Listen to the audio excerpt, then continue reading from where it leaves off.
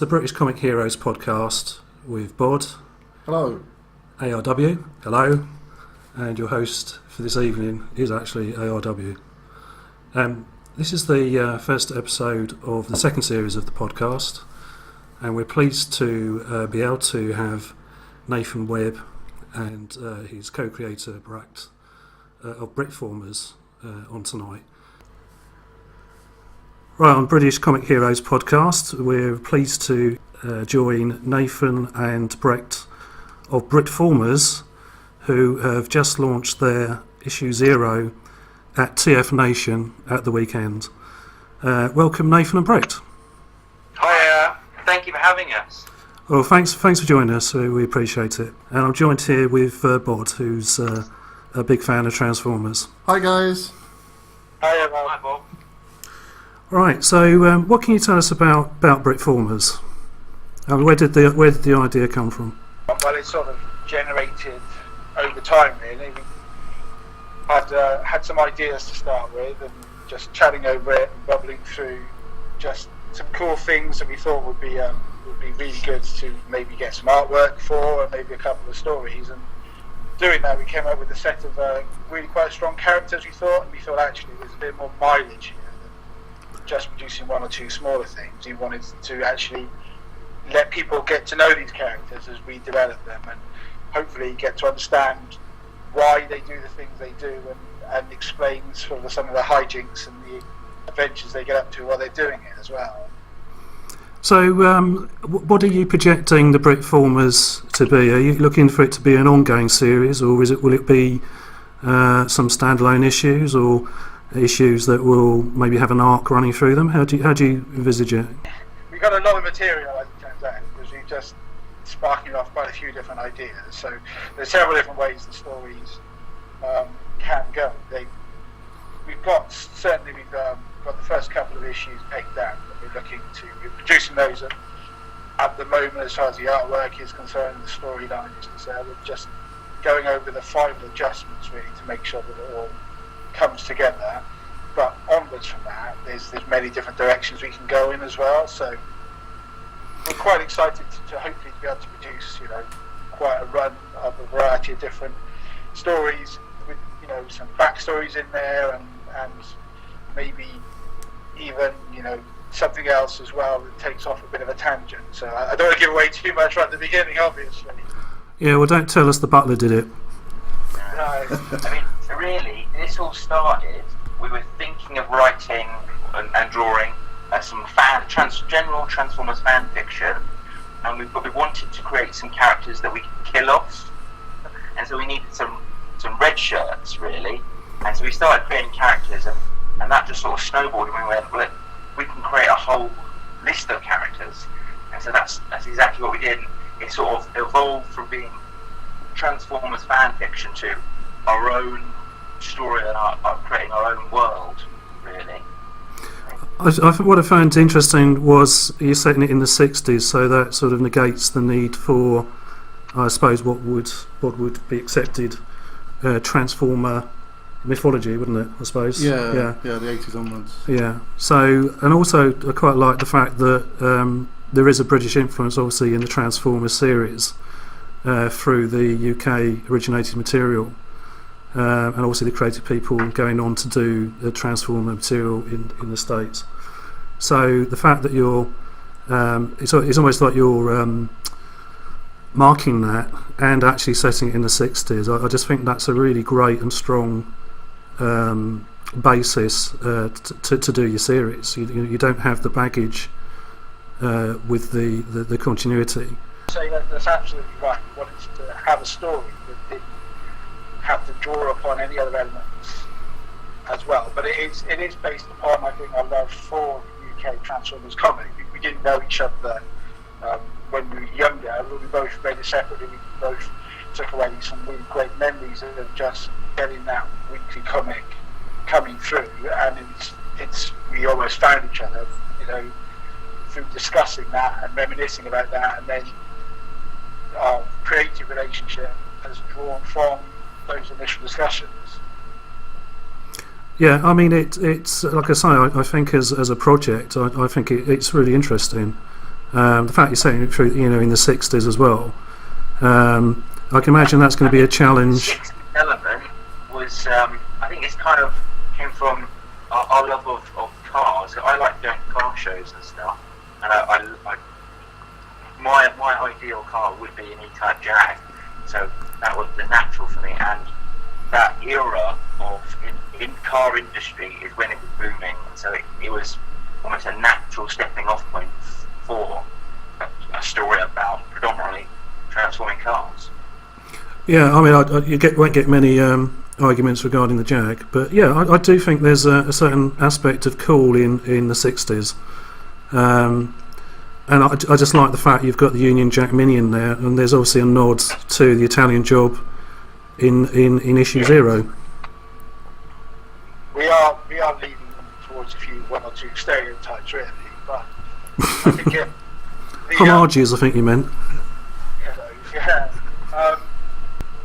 That era of cars, that era of British production is quintessentially British as well. So the whole characters and the storyline are about transforming robots in Britain. So if you set it in an era where you can celebrate British car manufacture and those elements are quintessentially British, if you wanted to set the story in the modern day, you wouldn't be able to separate those cars in that period because everything's global now, so you would have the same cars in whatever country it was set in. The fact that it does open you to other 60s icons, and whether you're riffing on music or films or hardware or TV. We're looking into sort of the 60s genre and the stereotypes and things like we're looking at the Italian Job and Great Train Robbery and the Avengers, as in the British version of the Avengers, with Emma Peel and John Steele, and all those sort of things. We're trying to, almost Easter egg into the stories and sort of tip the hat to. So I hope people can find it interesting. Yeah, and can I ask, were you both products of the 60s or are you products of the 70s? I'm a 70s child. I thought you might be. but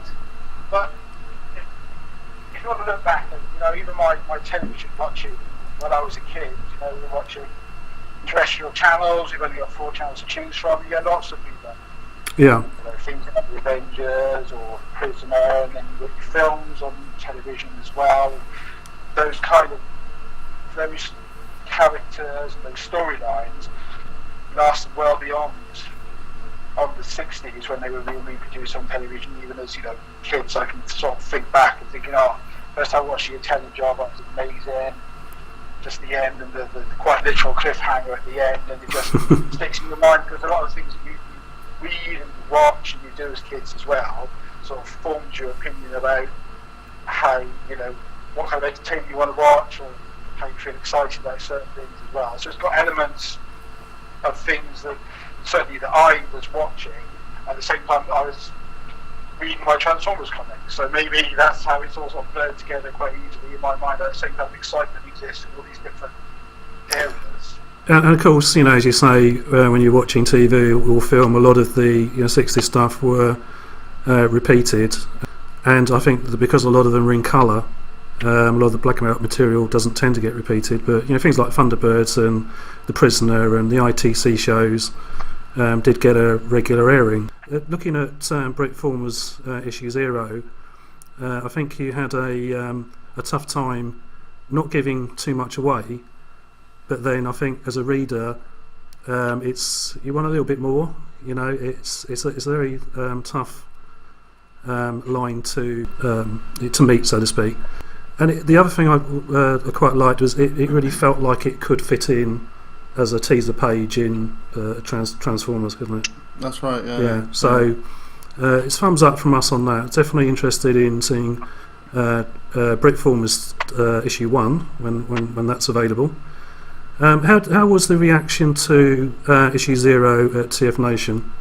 Good, thanks. Yes, so we printed off 500 copies of issue 0, and most of them gone. big names within the Transformers world, so like James Roberts and Jack Lawrence, and they responded positively to the fans. A lot of them, I asked them, because it was a 2-day event, I said, can you read it overnight, if possible, and then come back to me the following day, give me some feedback, and most of it was positive. I think some people are resistant to change. There's been comments about the faces being too human, which obviously that was a style decision we made. Yeah. We wanted to sort of get away from the stereotypical look of what a transforming robot must be, and two, because I think we wanted to get more character into the faces and have them be more expressive. But overall, the opinion at the convention was good, and in fact I sold the original artwork of the front cover. And the person was saying this could be worth loads one day. He was hoping that possibly he was right, and I was thinking, oh, maybe I should have charged more, or maybe I shouldn't have sold it at all. And Yeah. wait, Further down the line, you might regret it. You never know. But it sounds like it's had a really good reaction. I did think it was an unusual look. That the head actually looks more human than I was expecting. But that was tempered by the fact I liked it. It reminded me of Michael Caine. Oh, you should mention that. Yes. Notably, his role in the Ipkiss files was kind of something we were thinking of with the glasses. I think just as a touch, I thought that was really cool. I mean, like I say, you've gone and put your own mark on the concept. So you've done that with the setting and obviously your character designs. Seem a bit odd with what looks like a human head, but when I thought, it's Michael Caine, I thought, I can live with that. Yeah, it's brilliant. So yeah, thumbs up on that one. The face and the setting, it all kind of works together really well. Yeah, you seem to have a good run with Britformers issue 0. If people wanted to be able to pick up a copy, how would they do that? Yeah, they can go to Britformers' Facebook page, and they'll be able to view other content there that we've got that's not in the page. And also we've got a link to all the other conventions we'll be attending, as well as there's now an eBay listing for Britformers 0. Obviously we're trying to give the comic issue 0 away for free, but we can't soak up all the cost of postage, so we're just literally charging for postage for the first issue, should people want to get it. Once we've used up all the copies of issue 0, I think we will do a digital run of the comic book so that we can reach a greater audience. Issue 0 is a very, very short story that, as you said, it's not got a huge amount of content in it because we're restricted by the amount of space we have. So there is a story there. It's not groundbreaking, but it does cover a certain number of elements and hopefully encourage people to think actually in issue 1 you're going to be expanding on who these characters are or what exactly is happening in the prequel, if you like, or a prologue to the actual story itself. So we want to get people excited by disseminating this information so that they want to learn more about what the Britformers are actually doing. I think with issue 0 as well, I suppose if you didn't read issue 0, you can just go into Britformers issue 1 and basically just understand the story. What I liked about 0 is I'm assuming there's a caper going on in issue 1, so this is them just scouting out the location before they do it. So it's a really nice scene, it's a nice couple of pages, but I get the impression it's not going to be essential if you just pick up Britformers issue 1.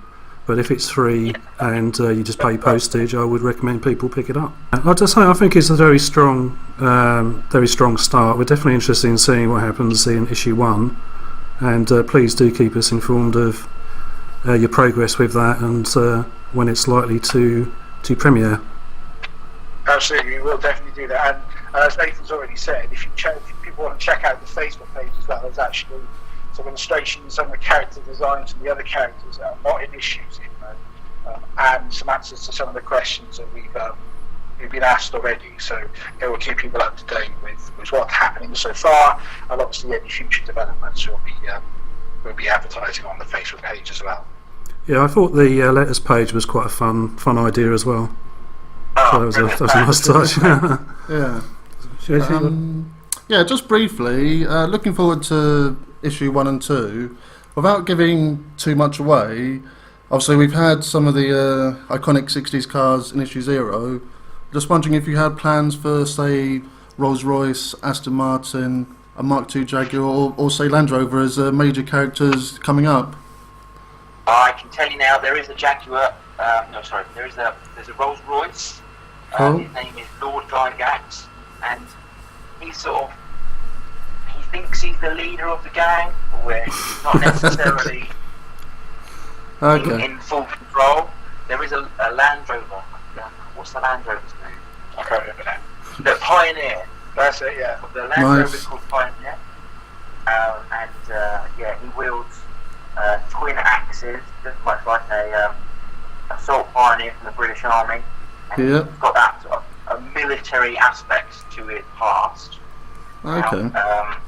We've also got a Bedford ambulance who's going to be featured. And we're having, not everything is a vehicle, so we're having, there's a telephone, there's an attaché case, so if you've read issue 0, you'll know that. Yeah, There's yeah. also a broken down tractor whose transformation cog is damaged, and He's an issue 0 as well. Yeah. I did wonder if maybe you had an idea for using a police box as a little cheeky nod. Transforms Doctor, perhaps. Yeah. Fix the other broken Transformers. Sorry, we have played around with the idea of once we're established, we've got an established fan base, of having a poll to see what will the next Britformer be, and so we'll give a short list, possibly with a few cars, maybe a few household objects, and just see what the fans that we built up would like to see next. Yeah. Do you have any jets to be coming up? Obviously, we've got the cars and the jets as the kind of iconic Transformers thing. Are there any of those to turn up? I'm not sure we've got many plans for that. One of the themes that's going to run through the Britformers stories is the fact that the Britformers themselves are struggling to survive in the situation they found themselves. Okay. With a character that tends to eject, everything becomes so much easier because your range is much more unlimited. Yeah. You're not constrained to fighting it out in the suburbs or racing around the countryside or whatever it is you're doing.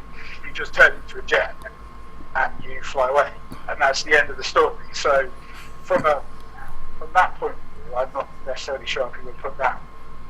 Maybe later on there is some scope for some more ground stories, so maybe later on we could think of doing that. You did transform into a jet, but he can't do that at the moment. I'm not going to go into any more detail about that. Okay. Because he's the character in issue 1. Right. And his situation is a little bit more unique. So there's a possibility that if he gets his old abilities back, then he could get that. No, that sounds like a nice kind of grounded approach to, helps you contain the story on the ground, as it were. So no, that's good. Thank you. Yeah, so all positive. I'm glad you resisted the temptation to have the Rolls-Royce character pink. Although part of me feels like perhaps you should, but that's between you and me and anyone that's listening. All right, gentlemen. Thank you so much for joining us tonight. Sorry about the technical issues, but it seems to have gone okay our side. Hopefully it's okay yours. Wish you all the luck in the world for Transformers. I'm at it. Britformers issue 0. Okay, I'll put 10p in the Transformer box. So every time I say it, I'll put 10p in. And good luck with Britformers issue 1. Is there a launch date for that yet, or is we a bit premature? we haven't necessarily got a launch date yet because we were focusing on TF Nation as our at the point upon where we would announce the world. Right. Okay. Yeah. Wonderful idea, but we're now looking to just build upon our support a little bit whilst we're working on issue 1 and the start of issue 2, and then we'll know as soon as it's ready. But I don't know. I think it'd be a bit premature to give an exact date on that at the moment. Okay. Well, we'll keep checking on you. I think 3 of the 4 of us are on your Britformer Facebook page, which we recommend people to go and have a look and join and keep up with the news. So we'll definitely keep an eye on you. So Nathan and Brett, we're going to wrap now. So thank you so much for joining us. It's been quite nice to hear a bit of background about the project. I think it's a good project. It's definitely thumbs up from me. Yeah, definitely want to see where you're going to take this, and it can be a very interesting series. I think. I think so. So best of luck to you guys, and hopefully we'll see more from you soon. Fantastic. Thank you very much for that. Take care, gentlemen. Have a lovely evening, and we'll see you soon. Bye bye. Bye. Right, so we've just been talking to Nathan and Brett of Britformers, and they were talking about issue 0, which they've just launched at TF Nation at the weekend, which I think was the 12th and 13th of August. We're recording this on the 14th. James, do you want to say anything about Britformers? Anything you'd like to add? The one thing I'd really like to see in there, as a big fan of the ITC series, would be a white Jaguar going over a cliff. Yes. The absolute classic ITC shot. Anytime someone got on a white Jaguar, they were going to go over a cliff. It's a bit of footage that they shot, so it appears in Jason King, in Department S, in the Swaders, all that kind of series. Around the Hot Kirk it ends up in as well, yeah. Back projection, they were really big on that. Yeah, so I think the nods in Britformers, just to get on track slightly, James.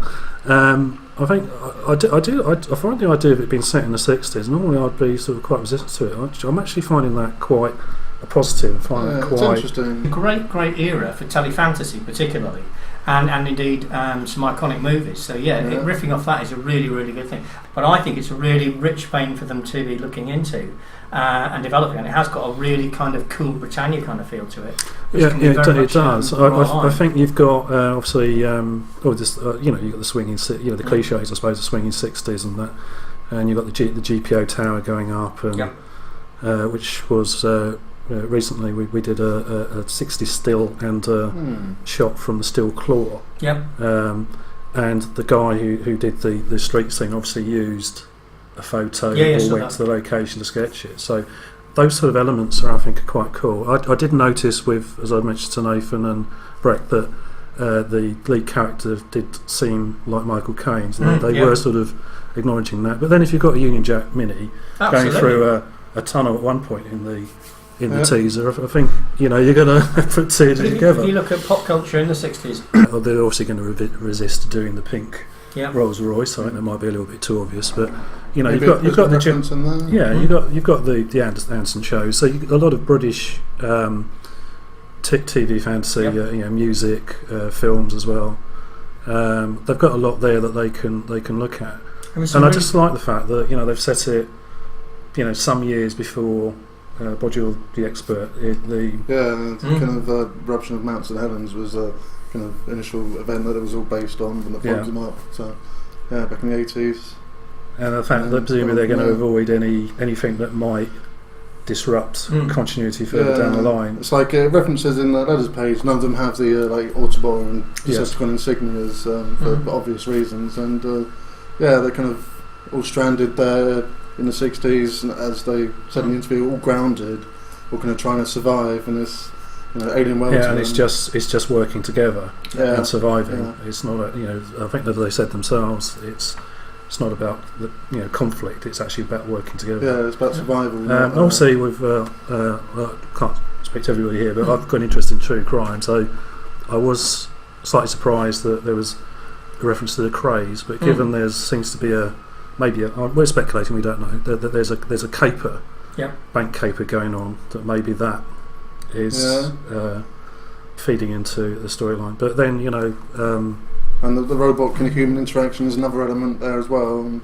if one of them befriends, say, like the Krays, then that's going to throw a whole different dynamic into it. And It could, but then if are the Britformers going to be taken in by a Kray tree, and are they going to believe that they're genuine and out there to help them, or are they going to realise that the Krays are out for themselves? Yeah. So I suppose you've got. Or maybe they're trying to play them for their own means. Yeah. Well, you've got with the Italian job, of course, you're riffing off some of a really, really great story there with Mr. Bridger, of course, the Noel Coward gangster who runs the crime world of the UK from his prison cell, and Charlie Croker and his bizarre sort of like ambitious scheme to rip off the mafia. But some of the most beautiful cars in the world. I mean, when the Lancia, the Ferrari Dino gets trashed in the opening shot, I was horrified. It's one of my favourite cars of all time, and the idea of that having sort of a bit of Britformer charm, or a sort of an Italian form, I suppose, and striding out of the crash would be really, really. It would make my day. So yeah, linking those things up, I think is a bit of genius, to be honest. Just rewinding slightly in Transformers. Transformers, correct me if I'm wrong, but they were really a Japanese toy line, weren't they originally? Yeah. It's like basically it's a Japanese toy line inspired by the American G.I. Joe toy line. So the Japanese took it, and over a number of years that evolved into what is basically the Takara Transformer line. So had that come from something and then like Hasbro, who gave them the G.I. Joe action figure line, thought, oh, that's good, we can market that in the West, and so they kind of then spread the westernised Transformers. So the cartoons were really based solely off the toys. Yeah, but they were Japanese anime originally, were they? And then redubbed for I think the US? The Japanese did their own stuff. Right. The Americans then hired them to do their Western take on it. So, so maybe that, from my understanding, maybe it's this giant robot type thing that they had in the 70s. Led in, so it was during the 70s. I think they call it like Microman or something. The initial line, and that's what evolved into Transformers. Well, if you've seen Japanese Spider-Man, you know that he's got a giant transforming robot as well. Japanese and massive robots just go hand in hand, don't they? Yeah. It's like in the 70s, I remember the UK showed things like the Battle of the Planets animation series, heavily edited away from its Japanese originals. Yeah, Gatchaman, I think that was. Yeah, and it was. I used to love that as a kid. The villain was actually a genuine transvestite, which they got around by persuading you that it was actually his sister in certain shots. But the use of things like the fiery Phoenix machine and the transformation into the Phoenix form, the giant mechanical foes they had there, again is showing that Japanese sensibility for huge size and robots and transformers and things like that. So I think that sort of fits in culturally. And the other thing was it was the 70s, I suppose, was when they started in the 70s and the 80s, but when they started to create animated series, particularly with the intention of shifting product. Because it was like He-Man, worked on the same principle. It was an animation series deliberately intended to sell toys, and that really hadn't happened before. But I think the most blatant one was by JMS, which was it Captain Power? Soldiers of the Future, of which there is the first ever Babylon 5 reference in it. Yeah. Speaking of which, I might be wrong, but I think it's the 31st anniversary of Transformers the movie. Oh, right. Yeah. I think we missed out doing a podcast on that, really. Right, perhaps we'll do that for our Series 3, maybe. Yeah. You can lead that. We'll go and we do. Right, I think that probably wraps it up for this edition of British Comic Heroes.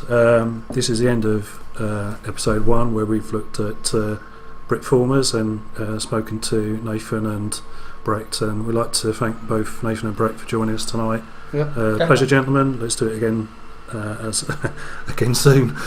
So it's good night from James. Good night. And it's good night from him. Exactly. Yeah, but it's good night from Bod. We'll take that as read, and it's good night from me, RW. Thanks for joining us. See you soon.